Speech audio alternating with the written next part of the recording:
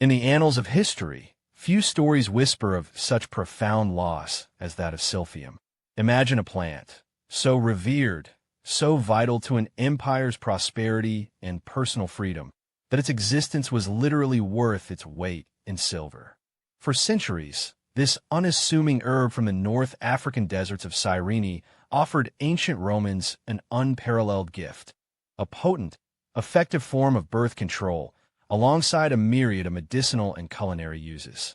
It was a secret weapon against unwanted pregnancies, a boon for public health, and a cornerstone of a thriving economy. But this tale is not just about a botanical miracle. It is a dramatic narrative of unchecked human desire, ecological oversight, and the tragic consequences when demand far outstrips nature's delicate balance. Prepare to journey back to an era where a single plant held immense power, only to vanish into the mists of time, harvested to the point of extinction. Deep within the annals of history lies a dramatic tale of a lost treasure, Silphium. This unassuming plant, native to ancient Cyrene, once held immense power in the Roman world. Revered as a potent birth control agent, a culinary delicacy, and a medical panacea, Silphium was a lifeline for an empire. Its story is not just about a botanical wonder, but a stark narrative of unchecked human desire and the tragic consequences when nature's delicate balance is pushed to its breaking point. We unravel the mystery of a plant harvested to extinction. Our journey begins in the vibrant coastal plains of ancient Cyrene, modern-day Libya. This unique ecological niche was the only place on Earth where Silphium thrived, a wild plant resisting all cultivation attempts elsewhere. Cyrene, a Greek colony, grew fabulously wealthy due to its monopoly on this single botanical marvel. Its specific environment, fertile soil, precise rainfall, and perhaps unique minerals, created the perfect conditions for Silphium to flourish, transforming the city into a beacon of prosperity and trade across the ancient Mediterranean. Silphium was a multifaceted miracle. Its pungent sap, often called laser, was a highly prized flavoring in Roman cuisine, gracing everything from exotic stews to everyday dishes. Medicinally, it was a panacea, treating ailments from coughs and fevers to snake bites. But its most profound impact stemmed from its reputed ability to prevent conception and induce abortion. Women across the Roman world valued this unparalleled form of family planning, offering a degree of personal autonomy unknown in an age devoid of modern contraceptives. As the Roman Empire expanded, so did its hunger for Silphium. Its value soared, often stored alongside gold in imperial treasuries.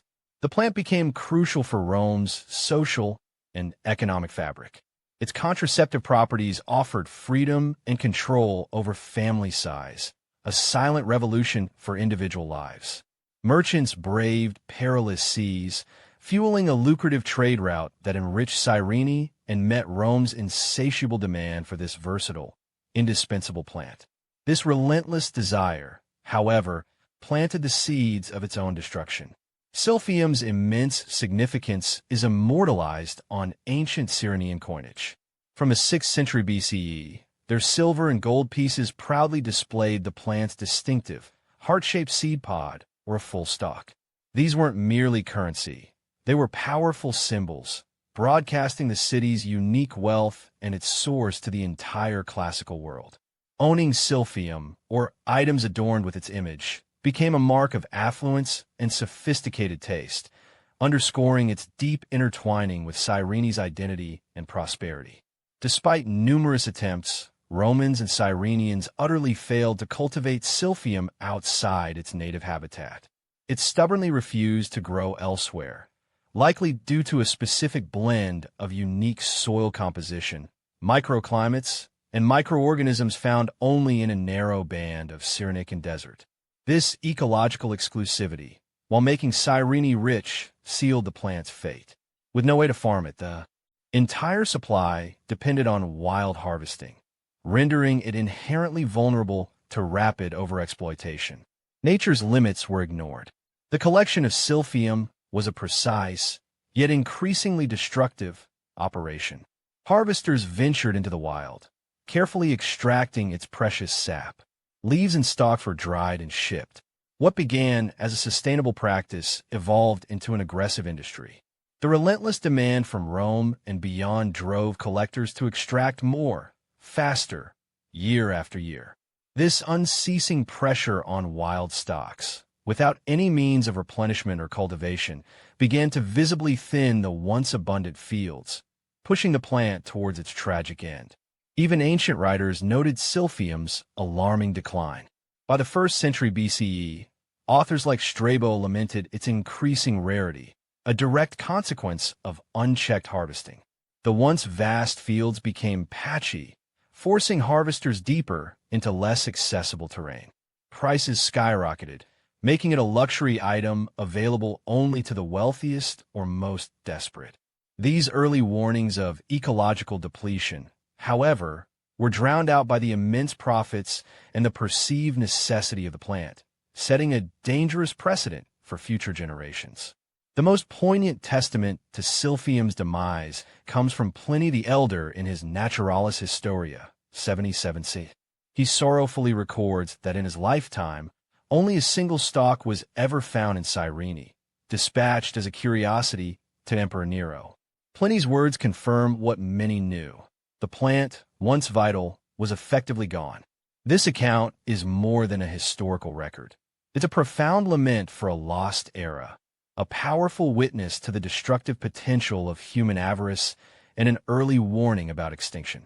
Silphium's extinction left an undeniable void in ancient medicine and daily life. Roman physicians were forced to find less effective alternatives, none matching its broad benefits or trusted contraceptive properties. The loss impacted reproductive health and the treatment of various ailments, forcing a desperate reevaluation of medical practices. The newfound autonomy Silphium offered women and families was severely curtailed, pushing society back towards less reliable methods. It was a tangible example of how biodiversity loss can cripple human progress. The tragic story of Silphium offers a powerful, enduring lesson. It stands as one of history's earliest documented cases of a species driven to extinction by human overexploitation and greed. Ancient Romans, like many civilizations after them, failed to grasp ecological balance, prioritizing immediate gain over sustainability. This stark narrative reminds us that even seemingly boundless natural resources can be exhausted. Silphium underscores our responsibility in managing planetary biodiversity, a lesson painfully relevant as we face similar crises today. To this day, Silphium's true botanical identity remains a tantalizing mystery. Botanists and historians debate whether it was a unique species or a giant fennel relative. Occasional claims of rediscovery, often linked to plants like Pheroledrodina, surface but lack definitive proof. These searches symbolize an enduring hope to reclaim lost knowledge and understand this vanished plant's secrets. Silphium remains a ghost in the botanical record, a powerful testament to a time when a plant was king and a stark warning about nature's fragility. The tale of Silphium is more than just the story of a lost plant. It is a gripping ecological parable from antiquity. From its revered status as Cyrene's golden treasure and Rome's medical marvel, to its dramatic decline and final disappearance, Silphium's journey echoes through the millennia. It serves as a potent reminder of humanity's capacity for both profound innovation and devastating short-sightedness. The plant that once offered women agency, comforted the sick, and flavored emperors' feasts, now exists only in texts and on ancient coins, a ghost of its former glory.